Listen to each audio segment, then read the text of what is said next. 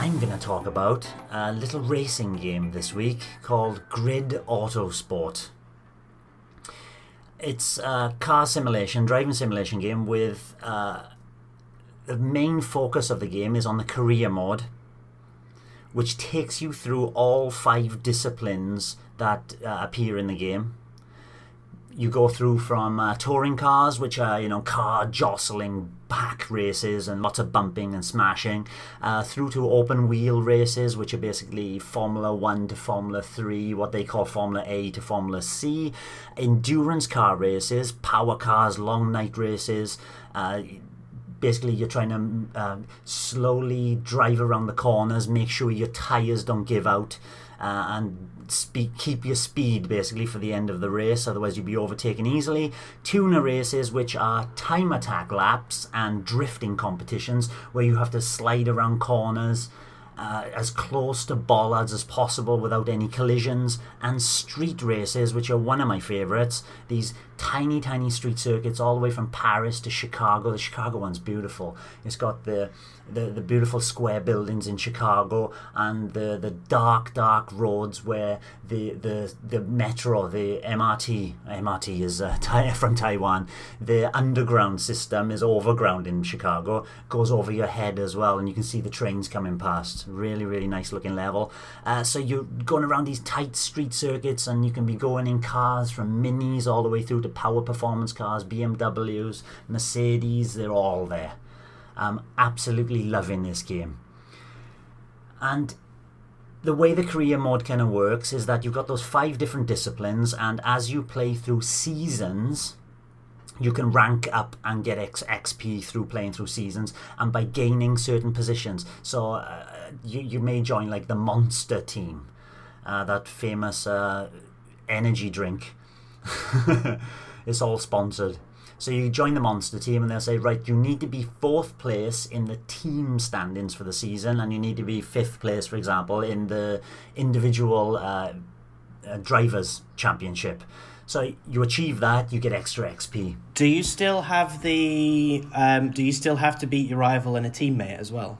Yes, and your teammate. Yes, so that system's still going. Those, yeah. Yes, yeah. It depends on which season you're doing and what your sponsors want you to achieve. Sometimes it'll be not your teammate, but it might be another rival. It'll be like 2 rivals you'll have to beat. Okay. But it'll change through seasons. But yes, that is all there. They've got things like drive over 195 kilometers an hour for 20 minutes during a season, and they've got all that kind of thing going as well.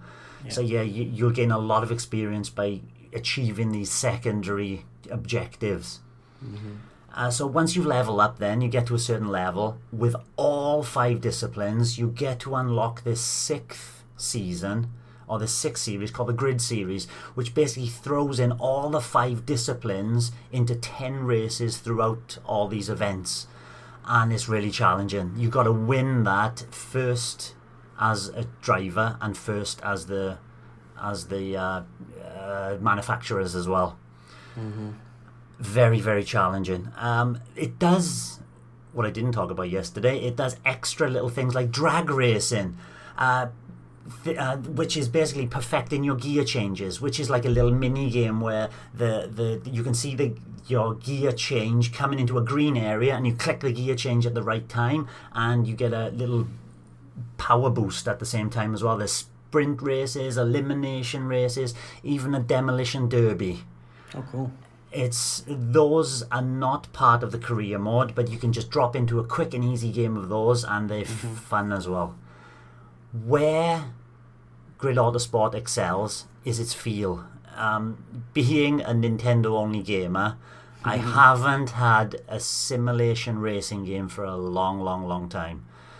And the last one, and I couldn't really call it a simulation because of how poorly it was optimized, was F1 2009 on the Wii. I loved it. I didn't.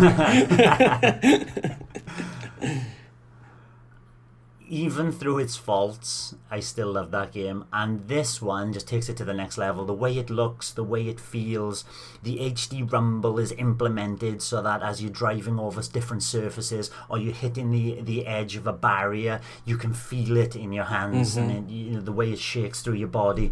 I can't say enough good things about it. If you are a racing aficionado, you should have already got this game. I have 2 questions.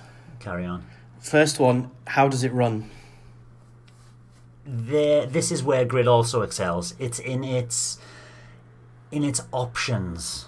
Basically, the options can be customized for, do you want damage to be visual only, or do you want damage to actually impact your car? Do you want the AI difficulty? I think I've set it 3 levels above Rookie, because Rookie is just far too easy, but then there's 3 levels above again where it's just far too difficult to win anything. I like to select a level called Professional, where it's at a level where they're not it's not cheeky AI, it's very well perfected AI, to be honest, and they're racing hard, so you're kind of mid-pack all the time, and sometimes I win a race, sometimes I'm 8th. It depends on where I am and the luck of the race. And it's also race length, HD, racing line, whether you want a full racing line, partial racing line, turn the racing line off. And then just to help you out, because there's no analog triggers. That was my second question. Yeah, okay. There's no analog triggers. You can turn things like transmission and traction control and ABS on, which help with those issues. So your wheels aren't slipping at the beginning of a race and you're losing 4 places. And what happens if you turn them off? You will have more problems. Unplayable. You're going to have to feather that accelerator on the ZR so you get a perfect time of just keeping your revs at a certain level and then putting your foot down. It's awkward. And even with them all on, if you just floor it while waiting for that light to come on, you're going to have a bit of wheel slippage. And if you're like in most races, it doesn't matter, but when you're in a Formula 1 car, you don't want any wheel spin at all. Yeah. And you're going to lose 4 or 5 places at the beginning, so you've got to be very careful. You even have to feather it, even with all that stuff turned on. I can understand the need for an analog trigger, even though for the most part it's not needed. So take in consideration how does it look and all that. They have 3 graphics modes, what they call graphics mode, performance mode, and handheld mode. And basically graphics mode, it runs at 30 frames per second, solid, and looks fantastic. It's got all the particle effects, the field of depth view, so as you're going through gravel, the gravel is spraying up and the dust is hitting the screen. Whether or not you're in first person view inside the car, or depends on what kind of racing, a third person view so you can see your car. Then you've got performance mode for racing aficionados that runs at 60 frames per second, solid, but gets rid of those little graphical details which push it visually. And then handheld mode. So even if, and I've tried handheld mode as well, I don't play much in handheld mode, but tried handheld mode just to see how it runs. So basically it's running at 30 frames per second and gets rid of the graphical filters as well. So it's saving battery life is what they say, but it's also running beautiful. And regardless of which one you turn on, 30 frames a second or 60 frames a second, it looks fantastic, Nick. And I've never seen a problem in stutter. I mean, I've ploughed into a corner, and I've taken out 2 cars, and there's particles going everywhere. There's 6 cars turning around the corner, and there's not a blip in frame rate whatsoever. So well done, Codemasters, you'd say, yeah? Good job. Yes. What I don't understand is that I can understand why they released it on digital only, because they were maybe a bit rushed. They promised to get it out and then they delayed it and then it came out digital only. I think they're also waiting to implement, because they promised, a 2-player mode, which is not in there. There's no 2-player mode. It's all single player.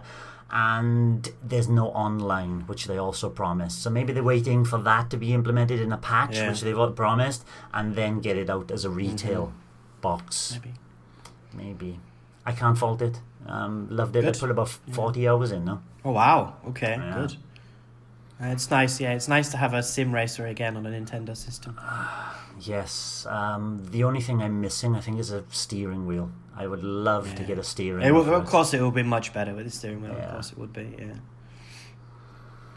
The only thing I'm jealous about you, Nick, is you've got F1 2019 on your PC. And it has analog triggers.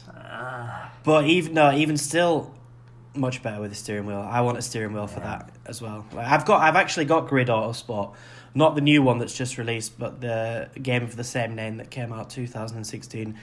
And I agree with everything you said. It's a very, very solid sim racing game. Very good.